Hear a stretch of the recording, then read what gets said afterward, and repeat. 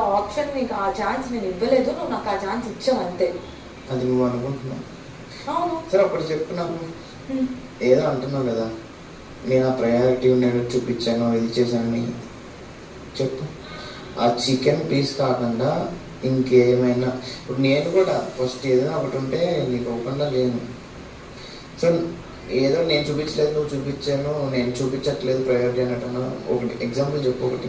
కళ్యాణ్ ఈ హౌస్లోకి వచ్చిన తర్వాత నా ఫస్ట్ ఫ్రెండ్ అండ్ నా బెస్ట్ ఫ్రెండ్, నేను వాడుతూనే ఉంటుండే. నేను ఉండద్దు అన్నాను ఎప్పుడైనా? నువ్వు ఉండొద్దు అని నాకు చెప్పలేదు, కానీ అక్కడ నేను క్లారిటీగా నేను అసలు మాట్లాడలేదు సరిగ్గా.